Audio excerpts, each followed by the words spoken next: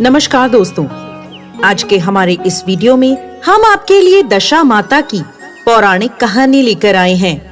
एक समय की बात है, किसी गांव में एक बूढ़ी ब्राह्मणी अपने बेटे के साथ रहती थी।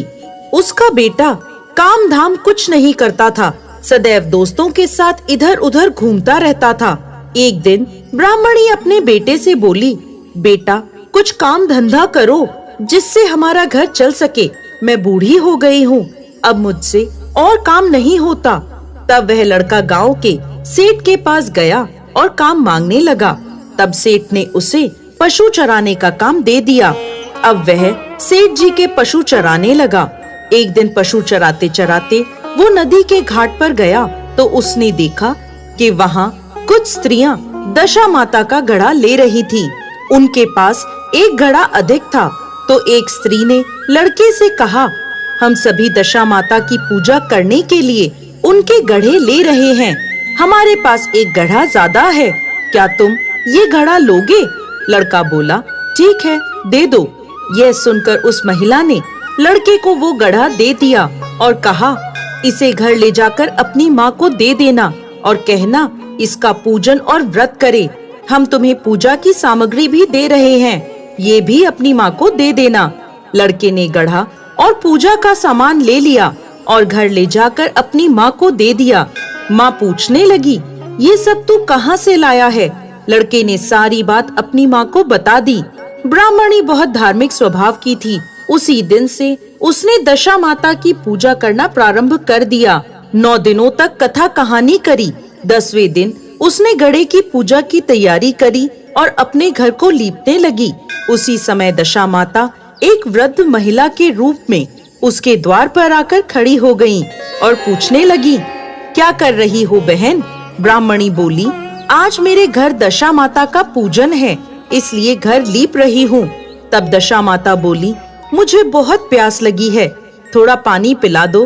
ब्राह्मणी बोली, मैं तो मिट्टी के बर्तन में पानी पीती हूँ, लोटा लुटिया मेरे घर में कुछ भी नहीं है, बस एक कटोरी है, तुम्हें उसमें पानी दे दूं? दशा माता बोली, हाँ हाँ, क्यों नहीं, दे दो। अब ब्राह्मणी अंदर पानी लेने गई। इतनी देर में दशा माता ने एक सोने का घड़ा उसके द्वार पर रखा और अंतर ध्यान हो गई। ब्राह्मणी कटोरी में पानी लेकर आई तो उसने सोने का घड़ा देखा। वो सोचने लगी, पानी पिए बिना ये बूढ़ी माई कहाँ चली गई और यह सोने का घड़ा यहाँ कैसे आ गया? लगता है ये उसी का घड़ा है, पता नहीं किसका घड़ा है।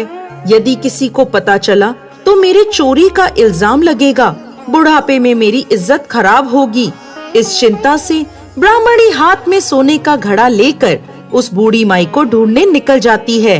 रास्ते में उसे उसका बेटा मिलता है तो पूछता है, माँ कहाँ जा रही हो, किसे ढूंढ रही हो? ब्राह्मणी ने सारी बात अपने बेटे को बता दी। ब्राह्मणी का बेटा समझ गया कि यह जरूर दशा माता थी। वह बोला, माँ वह बूढ़ी माई और कोई नहीं, स्वयं दशा माता थी। उन्होंने अपना यह सोने का घड़ा तुम्हें दिया है, तुम पर दशा माता की कृपा हुई है।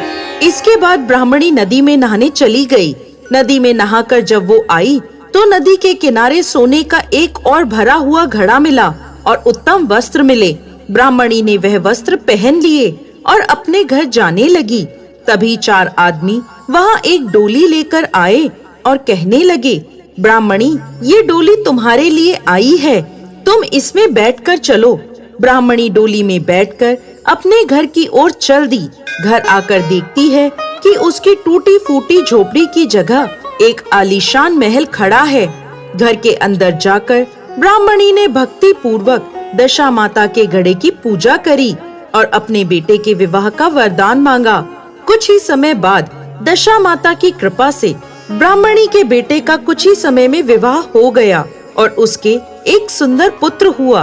कुछ समय बाद जब ब्राह्मणी अस्वस्थ रहने लगी तो उसने अपनी बहू को दशा माता की पूजा की सारी विधि बताई और उसे कहने लगी, तुम 9 दिनों तक दशा माता की पूजा अर्चना अवश्य करना और 10वें दिन महिलाओं को भोजन कराना।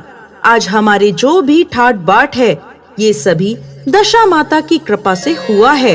कभी भी कोई भी वृद्ध महिला यदि द्वार पर आए तो उसे दशा माता मानकर उनका आदर सत्कार करना। कुछ समय बाद ब्राह्मणी की मृत्यु हो गई। इसके बाद दशा माता वृद्ध महिला का रूप लेकर बहू के पास आईं। दशा माता को देखते ही बहू उनके पैरों में गिर पड़ी। दशा माता बोली, मुझसे दूर रहो, मेरा मैल तुम्हारे वस्त्र खराब कर देगा। ये सुनकर बहू ने अपने पल्लू से माता के पैरों की धूल झाड़ी और कहने लगी, माता, धन्य भाग उसके जिसको तुम्हारा मैल छू जाए। ऐसा कहकर उसने अपने बच्चे को दशा माता की गोद में रख दिया। बहू की ऐसी भक्ति देखकर दशा माता प्रसन्न हो गईं और बोली, तेरी भक्ति से मैं बहुत खुश हूँ। तेरे भंडार हमेशा भरे रहेंगे। किसी भी तरह की चिंता तुझे नहीं सताएगी। जो तू इच्छा करेगी सो फल पाएगी। ऐसा कहकर दशा माता अंतर ध्यान हो गईं। हे दशा माता, जैसी कृपा आपने उस ब्राह्मणी और उसकी बहू पर करी, वैसे ही इस कहानी को कहते, सुनते और हुंकार भरते सब पर करना।